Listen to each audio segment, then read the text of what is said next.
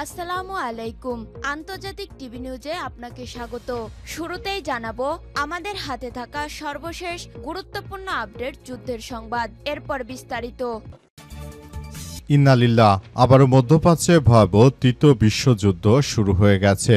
দখলদার ইসরায়েলি বাহিনী এবং মার্কিন যুক্তরাষ্ট্রকে কোনোভাবেই ছাড় দেওয়া হচ্ছে না। চলছে হামলার পর হামলা। আর এরই মাঝে আমাদের হাতে এসে পৌঁছেছে যুদ্ধের সর্বশেষ গুরুত্বপূর্ণ সবথেকে তাজা আপডেট সংবাদ আপনাদের জানিয়ে দিব।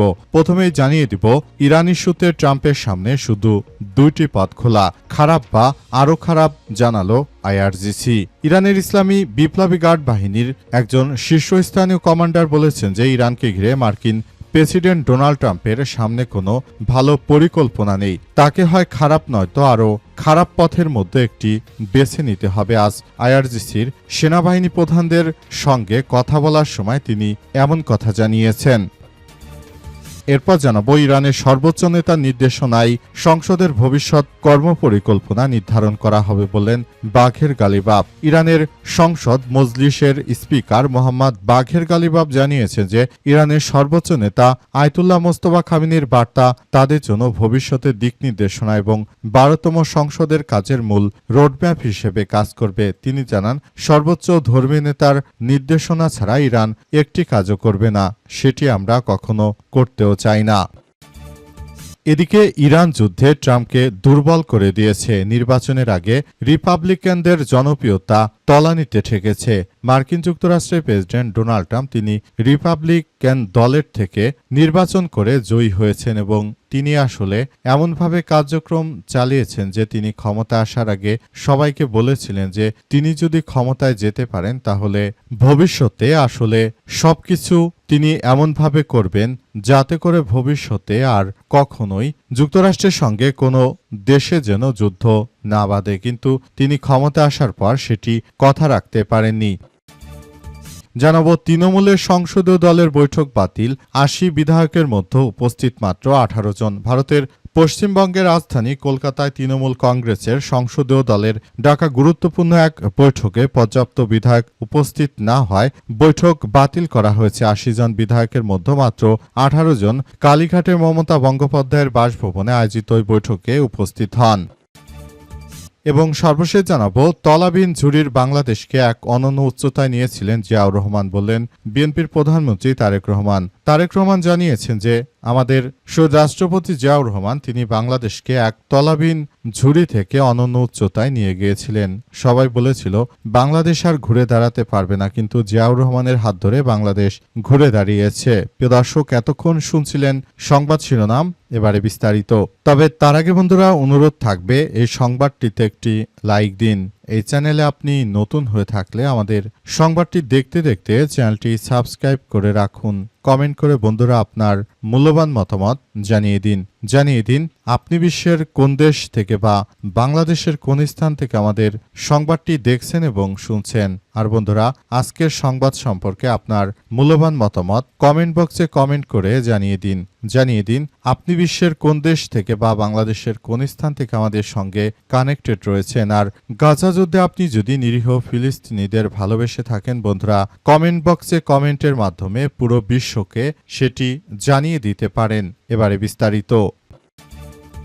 ইরান ইস্যুতে ট্রাম্পের সামনে শুধু দুটি পথ, খারাপ বা আরও খারাপ বললেন আইআরজিসি জেনারেল। ইরানের ইসলামী বিপ্লবী গার্ড বাহিনী বা আইআরজিসির একজন শীর্ষস্থানীয় কমান্ডার বলেছেন যে ইরানকে ঘিরে মার্কিন প্রেসিডেন্ট ডোনাল্ড ট্রাম্পের সামনে কোনো বিকল্প নেই। তাকে হয় খারাপ নয়তো আরও খারাপ পথের মধ্যে একটি বেছে নিতে হবে। আজ আইআরজিসির রাজনৈতিক বিষয়ক উপপ্রধান ব্রিগেডিয়ার জেনারেল আবদুল্লাহ জাওয়ানি তিনি জানিয়েছেন যুদ্ধে ট্রাম্পের পরাজয় এখন সবার কাছে স্পষ্ট। তার সামনে এখন দুটি পথ খোলা, হয়তো খারাপ পথ অথবা ভালো পথ। জাওয়ানি জানিয়েছেন যে মার্কিন যুক্তরাষ্ট্রের প্রেসিডেন্ট ডোনাল্ড ট্রাম্প তিনি ইরানের বিরুদ্ধে মূলত যে সন্ত্রাসী কার্যক্রম শুরু করেছিলেন সেটি আসলে ইরান পুরোপুরি ধ্বংসস্তূপে পরিণত করেছে। এর ফলে হয়েছে কি, ইরান আসলে এখন নিজেরা পুরো বিশ্বের বুকে নিজেদেরকে প্রতিষ্ঠিত করে ফেলেছে। আর অপরপক্ষে এই জায়নবাদী সন্ত্রাসীরা তারা কিন্তু আসলে কোনো কিছুই করতে পারেনি। তারা একরকম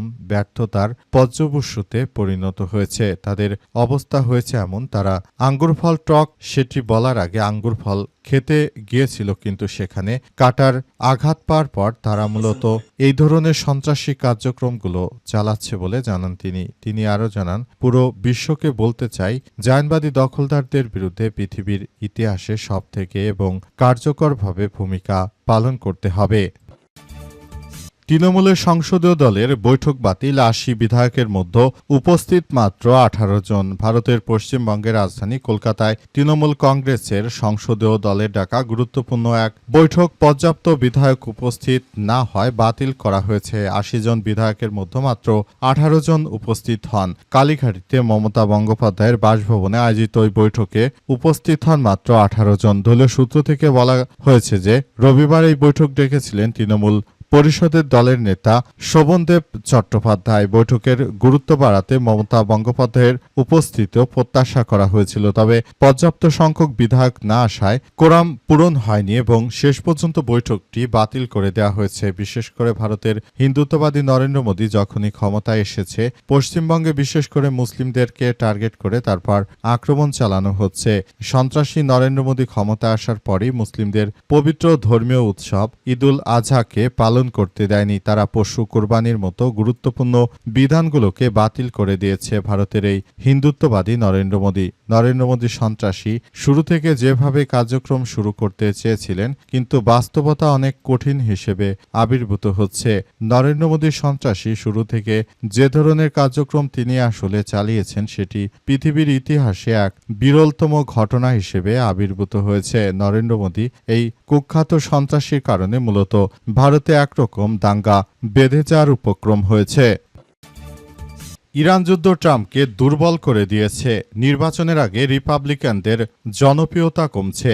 পাস্টুডে জানিয়েছে যে কাউন্সিল অব ফরেন রিলেশনসের বরাতে ইরানের international group of student news agency জানিয়েছে যে আজ মন্ত্রিসভার এক বৈঠকের ফাঁকে মার্কিন প্রেসিডেন্ট ডোনাল্ড ট্রাম্প দাবি করেছেন যে মধ্যবর্তী নির্বাচনে কি হয় তা আমরা পরোয়া করি না। তিনি দাবি করেছেন যে আলোচনায় সময়ক্ষেপণ করতে এবং অপেক্ষা করার জন্য ইরানি নেতারা তার নির্বাচনী দুর্বলতার উপর নির্ভর করতে পারে না। ইরান ইস্যুতে ট্রাম্পের হিসাব নিকাশ মধ্যবর্তী নির্বাচনের ভূমিকা যাই হোক না কেন, মনে করা হচ্ছে যুক্তরাষ্ট্রে নভেম্বরের নির্বাচনে ইরানের অভ্যন্তরীণ গুরুত্বপূর্ণ ভূমিকা পালন করবে। ইরানের ব্যাপারে নীতি নির্ধারণের ক্ষেত্রে মার্কিন যুক্তরাষ্ট্রের প্রেসিডেন্ট ডোনাল্ড ট্রাম্প তিনি শুরু থেকে যে পদ্ধতিগতভাবে হেঁটেছিলেন, কিন্তু শেষ পর্যন্ত তিনি সেভাবে আর চলতে পারছেন না। তিনি ক্ষমতার দম্ভে এবং ক্ষমতার মোহে পড়ে ইরানের বিরুদ্ধে যে শক্তিশালী হামলা চালিয়েছিলেন, কিন্তু শেষ পর্যন্ত তার প্রতিরক্ষা বিভাগ সেটিকে হজম দিতে পারেনি। মার্কিন যুক্তরাষ্ট্রের প্রেসিডেন্ট তিনি নিজ দেশের মধ্যেই জনগণের কাছে ব্যাপক রোষানলে পড়েছে। পাশাপাশি তার দল রিপাবলিকান পার্টি তারা মার্কিন যুক্তরাষ্ট্রের একটি জনপ্রিয়তার থেকে এখন তাদের জনপ্রিয়তা তলানিতে ঠেকে গেছে। তাই আগামী মধ্যবর্তী জাতীয় সংসদ নির্বাচনে ডোনাল্ড ট্রাম্পের দল তীব্র বেগে হেরে যাবে বলে এমনটা আশা প্রকাশ করা হচ্ছে। এমনকি জনগণ তাদের কোনো কথাই শুনছে না। বিশেষ করে ট্রাম্পকে ক্ষমতা আনার পর থেকে সারা দেশ জুড়ে যেভাবে জ্বালানি তেলের দাম বৃদ্ধি পাচ্ছে, এটি পৃথিবীর ইতিহাসে সবথেকে এক ভয়াবহ কার্যক্রম এবং এই ধরনের কার্যক্রম চালিয়ে মূলত আমরা শুরু থেকে বলতে চাই যে বিষয়গুলোকে খুবই গুরুত্ব সহকারে দেখভাল করা উচিত, কিন্তু শেষ পর্যন্ত বিষয়গুলো ভিন্ন দিকে যাচ্ছে বলে এমন তথ্যই সামনে এসেছে।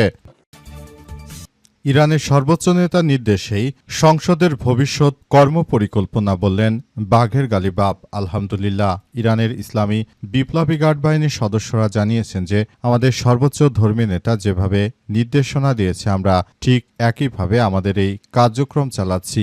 মার্কিন যুক্তরাষ্ট্র এবং সন্ত্রাসী দখলদারদের বিরুদ্ধে আমরা যে অগ্রযাত্রা ভূমিকা রেখেছি সেটি পৃথিবীর ইতিহাসে আমরা আমাদের সর্বোচ্চ ধর্মীয় নেতার প্রতি কৃতজ্ঞতা জানাই।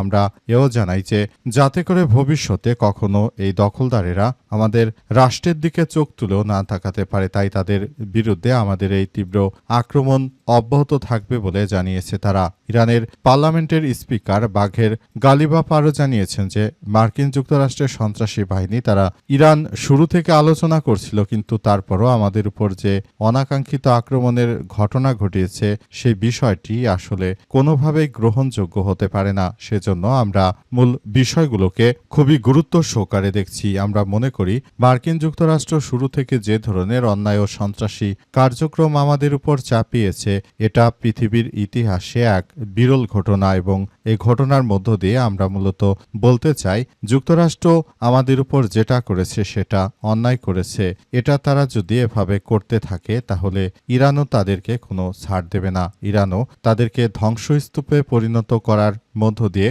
এগিয়ে যাবে বলে জানিয়েছেন ইরানের পার্লামেন্টের স্পিকার বাঘের গালিবাফ। তাই তিনি প্রিয় দেশবাসীর প্রতি উদাত্ত আহ্বান জানিয়েছেন এবং বলেছেন আপনারা সবাই একসঙ্গে চলুন এবং দেশটাকে সুন্দরভাবে গড়ে তোলার মধ্য দিয়ে জায়নবাদীদেরকে ধ্বংসস্তূপে পরিণত করুন।